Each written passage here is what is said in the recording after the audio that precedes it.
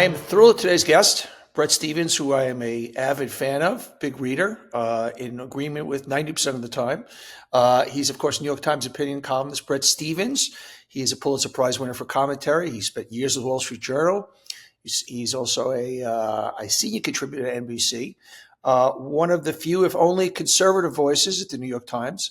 I like to think that we're brethren and that I spent a lot of my time at MSNBC, probably one of the few conservative voices there, or conservative for MSNBC. Welcome, my friend. Thanks for doing this. It's a pleasure. Nice to see you. Nice to see you. So first off, let's get right into some stuff that's going on recently. You, like I, had been hoping for Josh Shapiro as a pick for Kamala, being that he's a centrist, being that he would deliver Pennsylvania, being that I think he would have made for a very youthful, vibrant ticket. Clearly not the choice, obviously. Tim Walz, give me your feelings about that. I think it was a missed opportunity for her. And I'm not close enough to the campaign to fully understand the reasoning. So I've just followed what I've been reading in the Times and other publications. But obviously, Minnesota was already going to be in her corner. There was no serious question about that. He has a very liberal record in Minnesota. And so in a sense, it mirrored the mistake that Trump made in picking J.D. Vance. Trump had an opportunity to kind of expand his appeal by moving to the center of his party with someone like Marco Rubio or even better, Nikki Haley. Mm-hmm. Instead, he got more MAGA-ish with J.D. Vance, and I think is now suffering the political consequences. And she has done something fairly similar by choosing another progressive from a progressive state. I hear people saying that he has rural appeal. That may have been true when he was a congressman years ago. I think that's no longer the case today. No, he actually underdelivered versus Joe Biden in the rural areas. You know, he reads rural.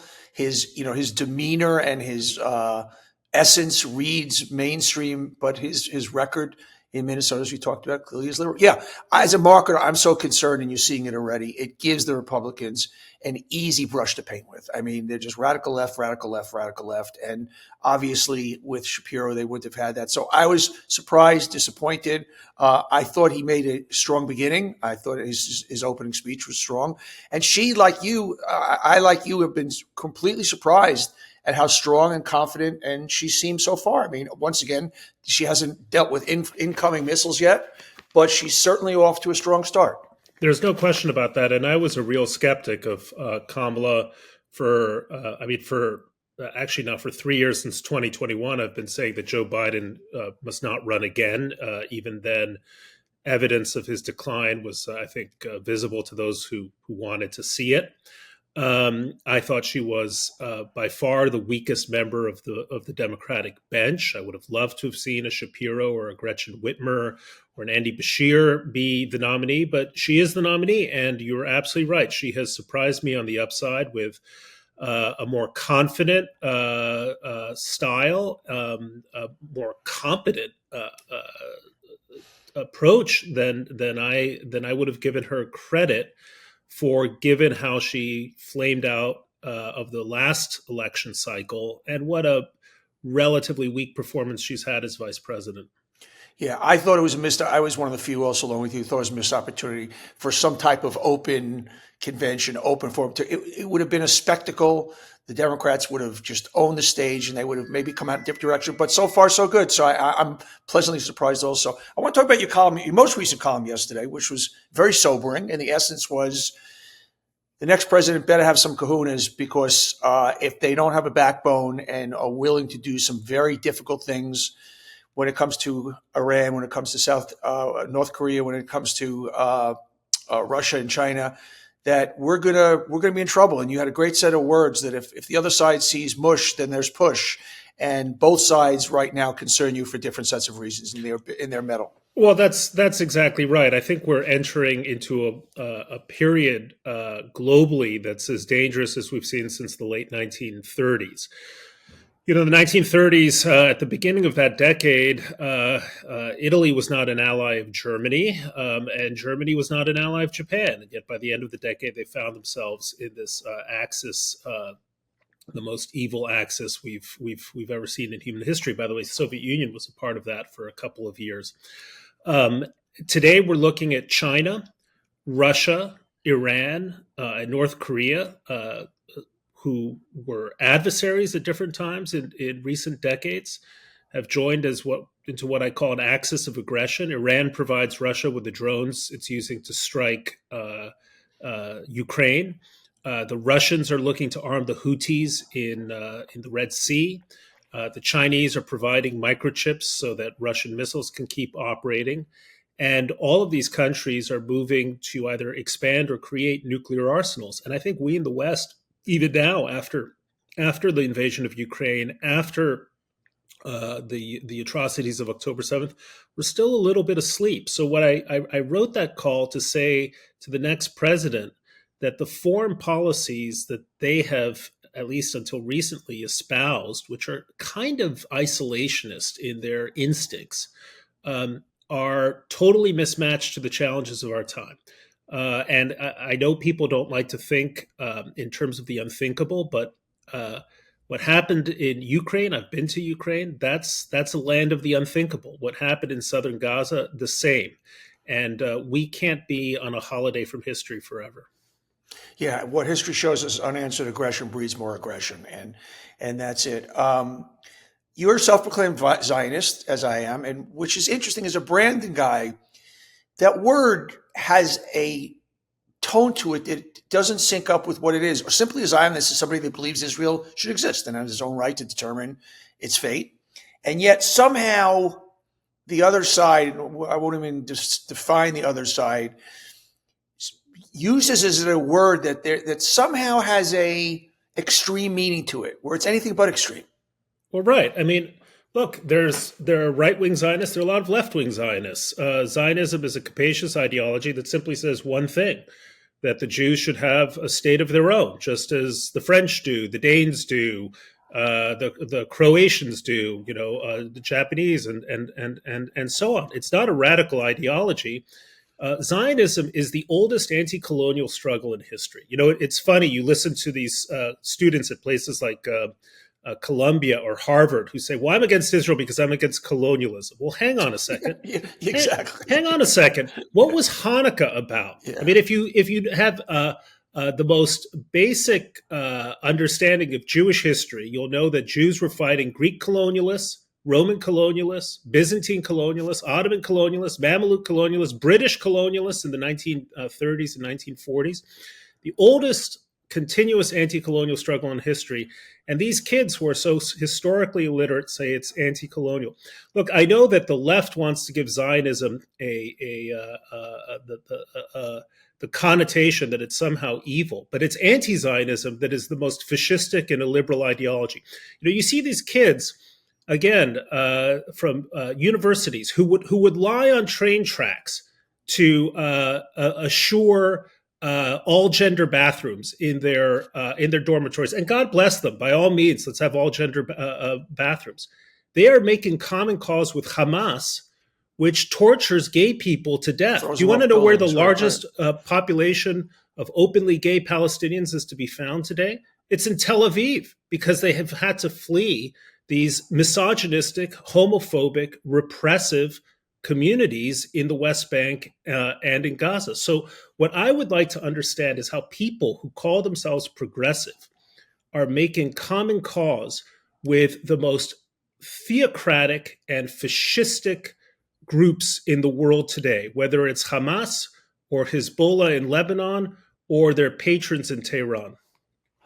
So is it simple, the old oppressed oppressor, and whoever is whiter and richer is the oppressor and versus the less fortunate or darker skinned? Is it that simplistic model that this TikTok generation is absorbed? Yeah. Is it just old school anti-Semitism? What is it?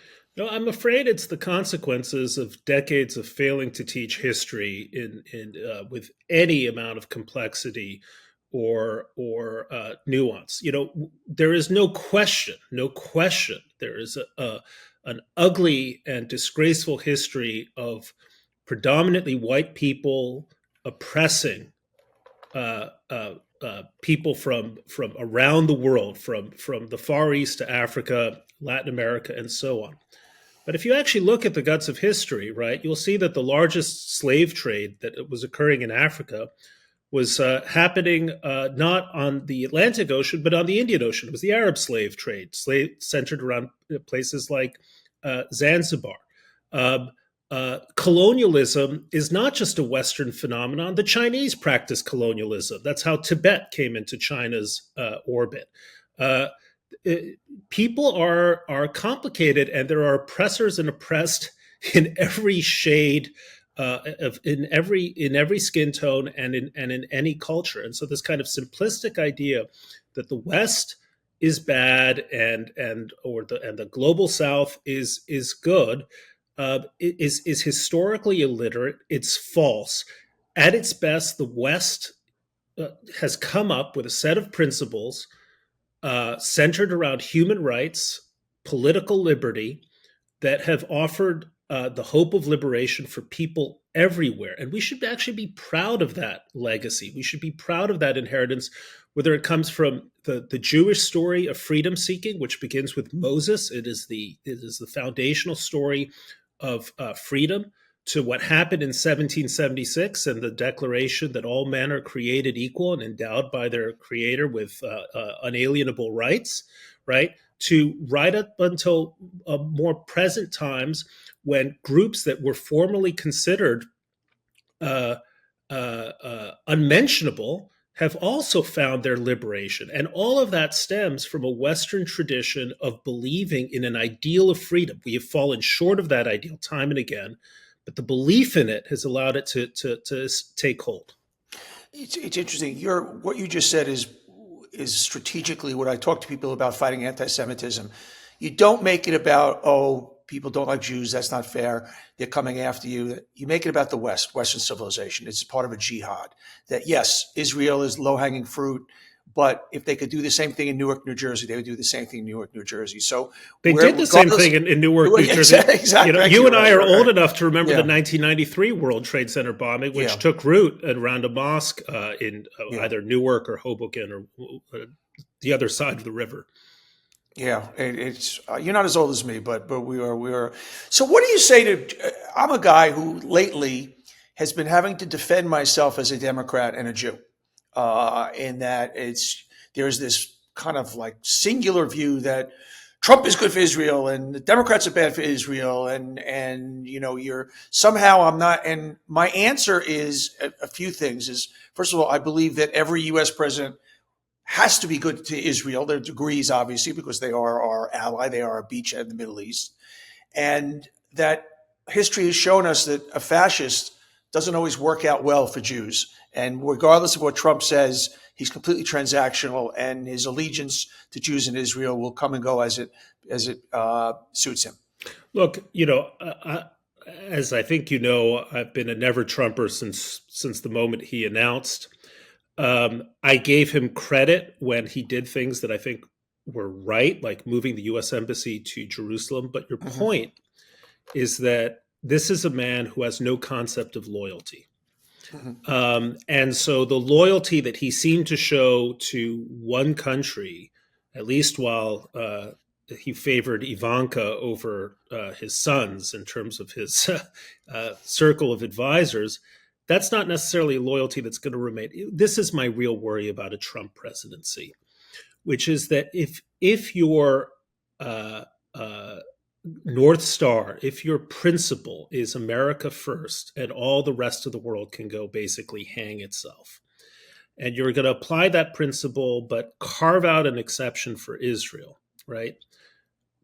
Eventually that exception is going to go away. If your instincts are isolationist, if you lead the Republican Party in the same direction that Republican leaders led it in the 1930s towards that original America First movement, then at some point, if it isn't Trump, it'll be the Trump 2.0 who abandons Israel.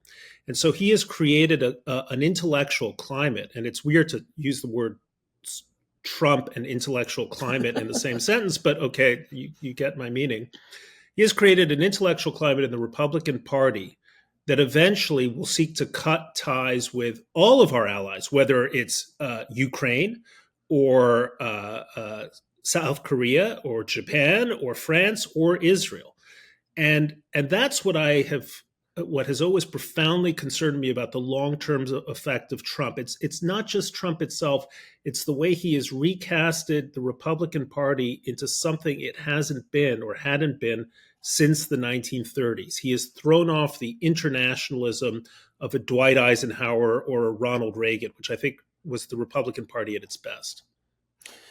You and I differ in how bad you've recently written about a second Trump term, and Republicans might be be careful what you wish for, because it's not going to go as they see it. You say in there that you don't see the threat that I do of a complete destruction of our democracy, that he's kind of not smart enough, and that, I see the pieces already in place. We don't have, as you pointed out, we don't have the McMasters and the Gary Cohens anymore. And I see things like 70 election officials in various counties who are MAGA people that can basically stop the state from certifying election. I see a guy that would not leave office. I see a guy that would have the FCC report into him. And, people like you and I will be targets. I see a complete weaponized Justice Department. I see bringing back the Insurrection Act, and on and on and on. I do see our democracy highly at risk. Tell me why you don't have the same fear I have. Look, I don't want to discount your fears. Everything you said is absolutely valid and reasonable. The reason I am no longer quite as alarmed as I was in 2016 was that we had 4 years of this guy, and he was more Berlusconi than Mussolini. Let's put it that way. Mm-hmm. More. Except at the end, that's the response I get from people. Except he tried to overthrow the election at the end. I mean, the most pronounced example of an anti-democratic leaning. No, look, January 6th will be remembered till the end of time as a singular disgrace of American presidents that puts it below James Buchanan, in my view, or at least on a par with James Buchanan in terms of terrible presidents. But the fact is that insurrection had no chance of succeeding. American institutions, we're not Weimar Germany, I guess is my point. We're not Russia during the Yeltsin years, this super shaky democracy with very, very shallow roots in an otherwise authoritarian system. We're turning 250 in a couple of years. Those democratic instincts run deep. But, the person I have in mind, Donny, when I feel a sense of what reassures me is General Mark Milley. In order to have a coup, you got to have the military on your side. I know a lot of generals at senior ranks of command. There is no one in America more committed to the Constitution and to our constitutional principles than the people with 4 stars on their shoulders or 3 stars on their shoulders. And so I just cannot imagine a scenario where Trump successfully destroys democracy. But the difference is that last time we did have the Millies in place, and we did have the Mattises in place and the Kellys in place. We're not going to have you're telling me he can't find a Joint Chiefs of Staff, a general with the kind of leanings he has? There's a Flynn. I'm not saying he's a general, but I mean, that's my concern, that it's going to be pure MAGA sycophants, and the Millies will not be there to hold this time. And that's my concern. And we see where the Supreme Court is, and we won't have a vice president. If J.D. Vance was the vice president, January 6th would have played out very, very differently, and so on and so on and so on.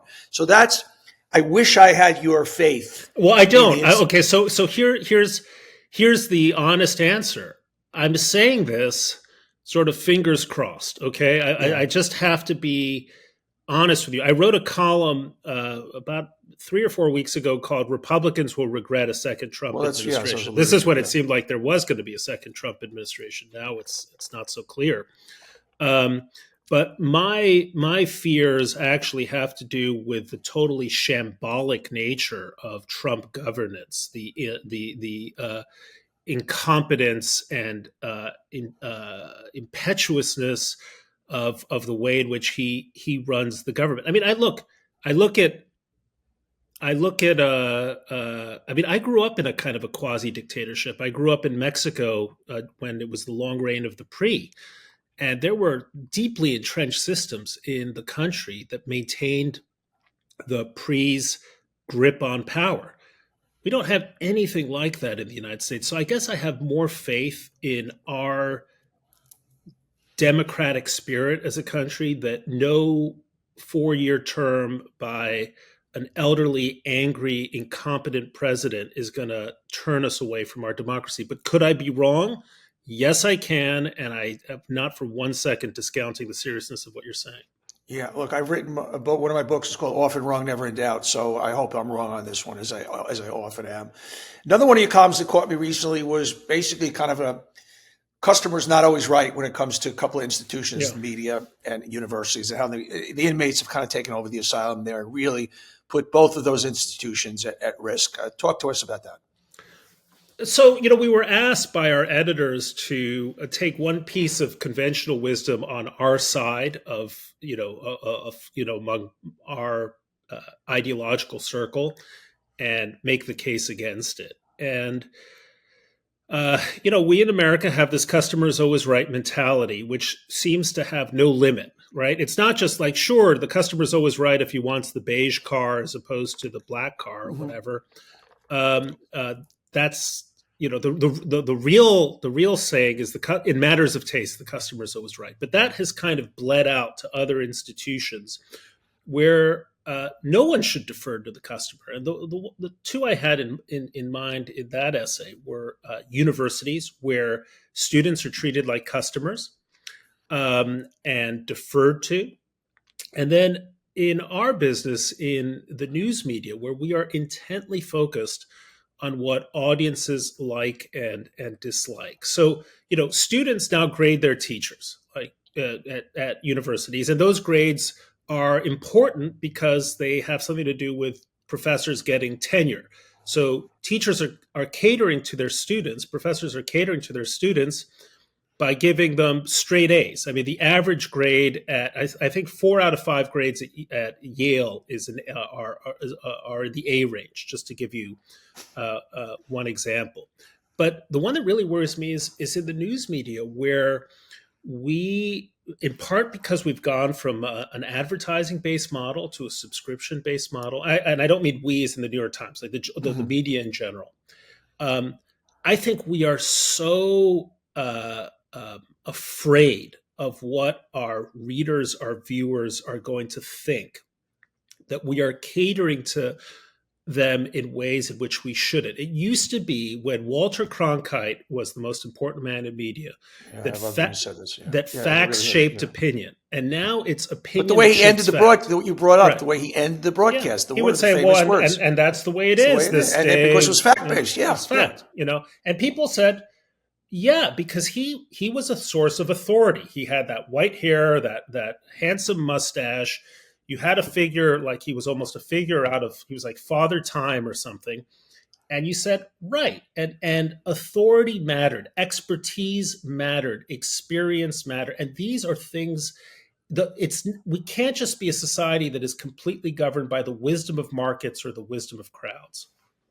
Speaking of universities, and as we head back into the school season, I'm terrified of what awaits us with more protests. And you and I watched with equal horror as somehow the protesters were treated with kid gloves in a different way than other protesters. If you had gone on campuses and said, let's lynch some young black students, or going after Latino students, or let's throw some gays off the buildings, the bedlam would break. They would be shut down. People would be thrown in prison.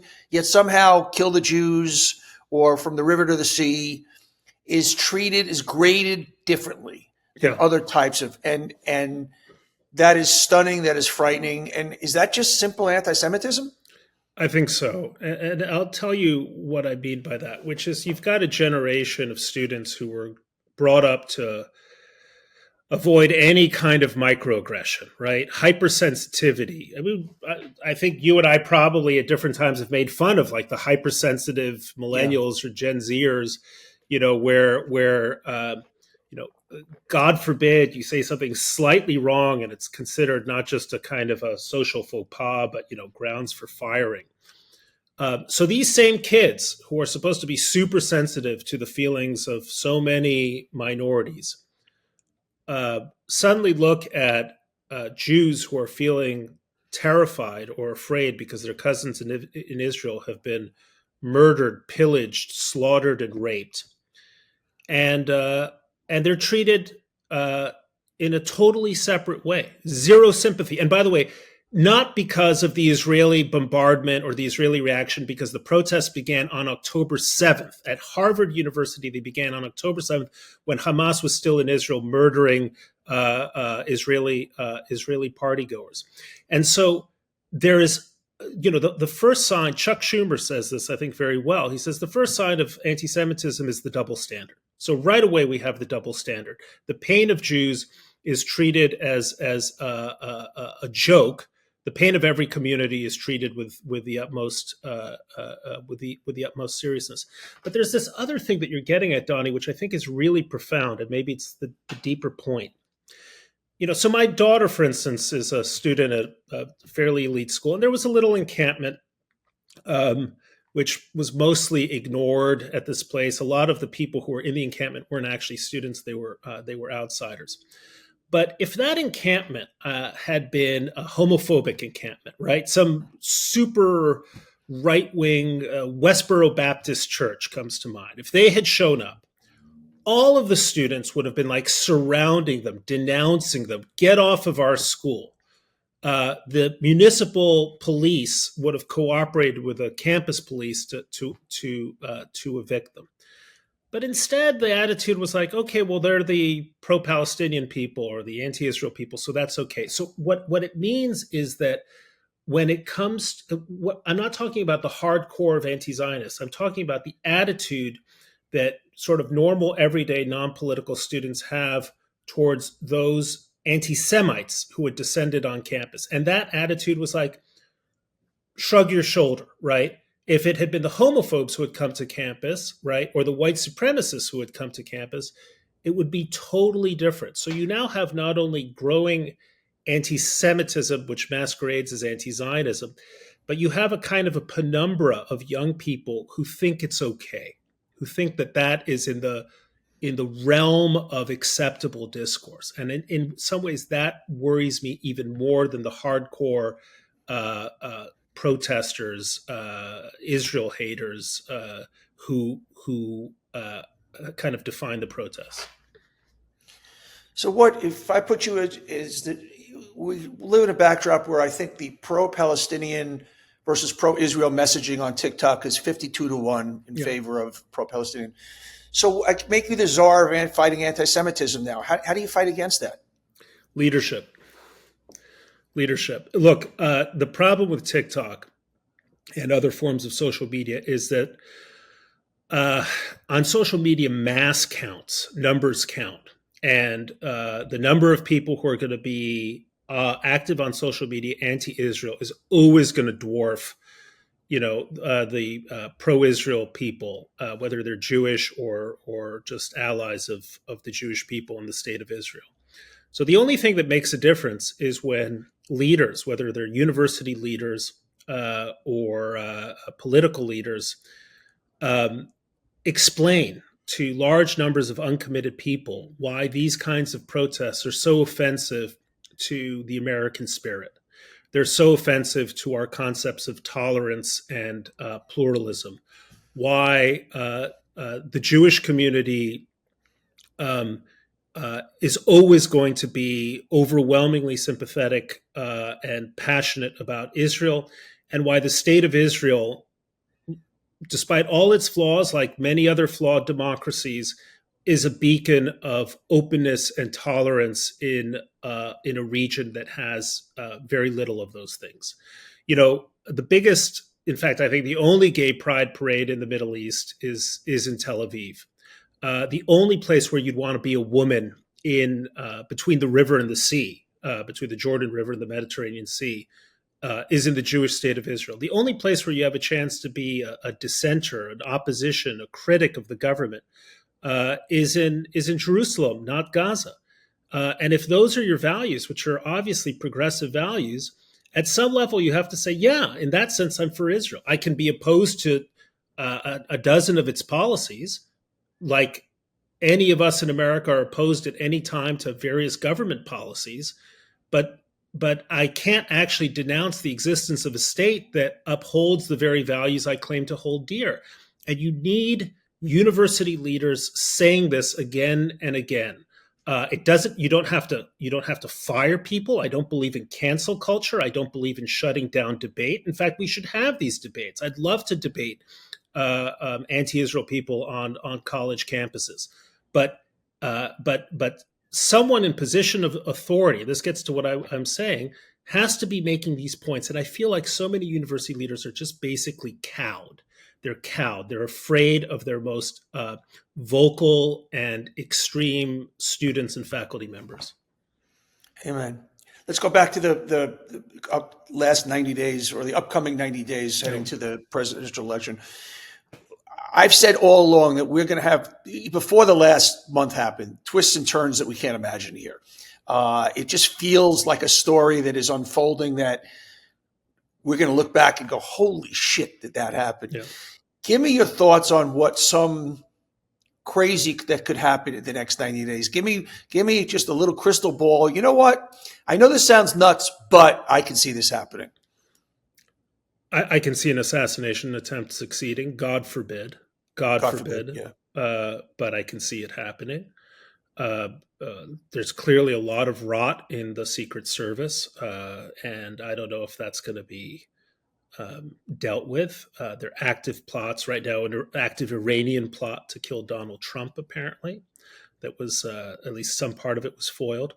I can see another debate that proves devastating to one side or another, just as the June debate was devastating to Biden. I can see Trump melting down on stage somehow.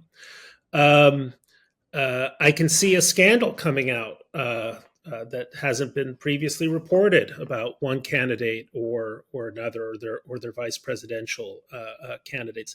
You know, I'm thinking back, just what was it, 3 weeks ago, Donny, that Trump survived the bullet, and everyone was like, okay, this guy's going to be president. It's just over. Like, you know, we were so, I think most of us, wherever we were going to vote, we're like, okay, that's pretty much it. And that feels like it happened 5 years ago. Yeah.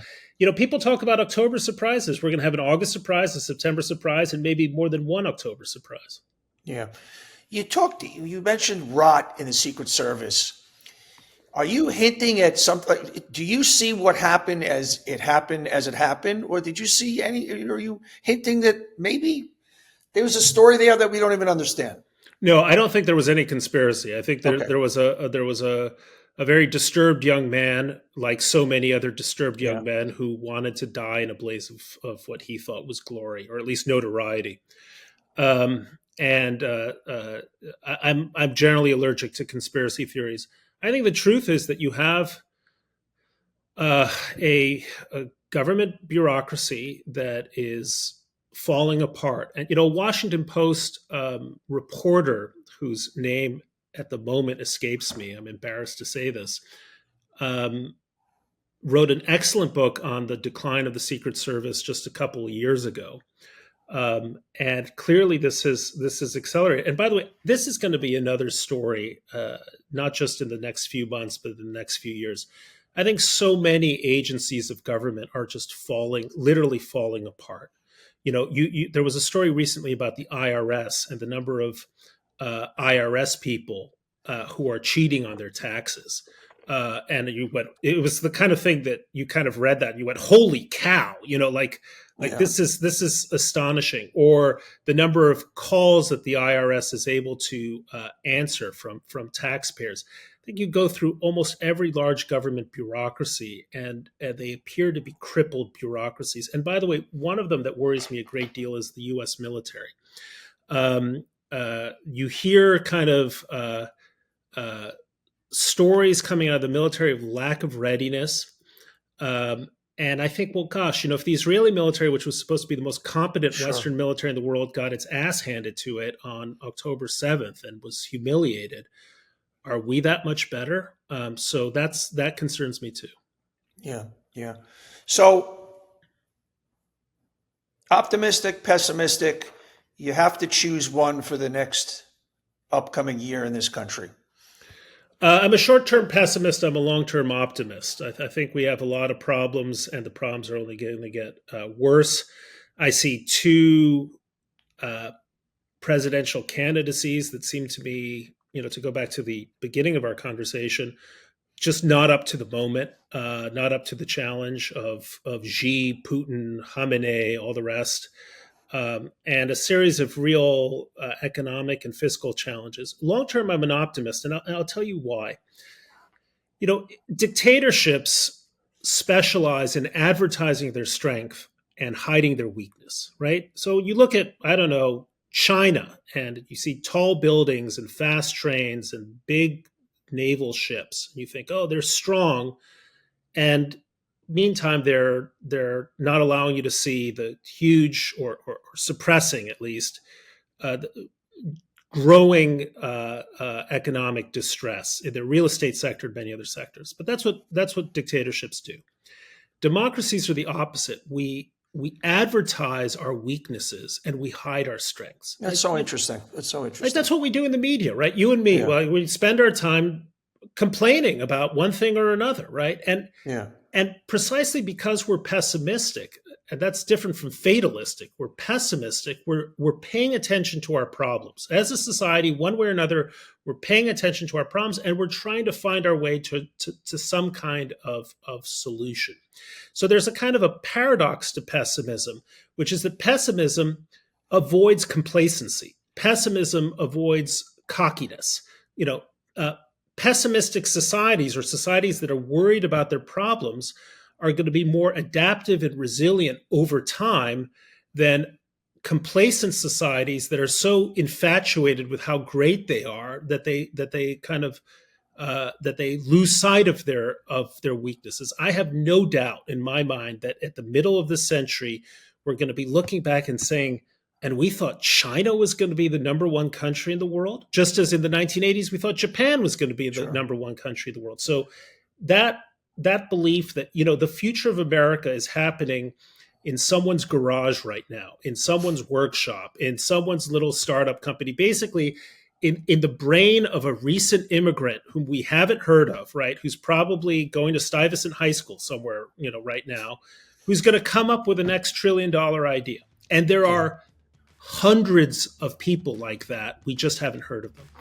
That's a great way to end. Bret Stephens, I'm a big fan. Keep up your work. You are an important voice. You're a gentleman, a scholar. I really appreciate your time, my friend. I'm honored to be on this podcast. Everybody, thanks for watching. If you like it, hit that subscribe button. And we love having you here watching On Brand. And just don't miss any future episodes. So don't forget to hit that subscribe button. We'll see you next time.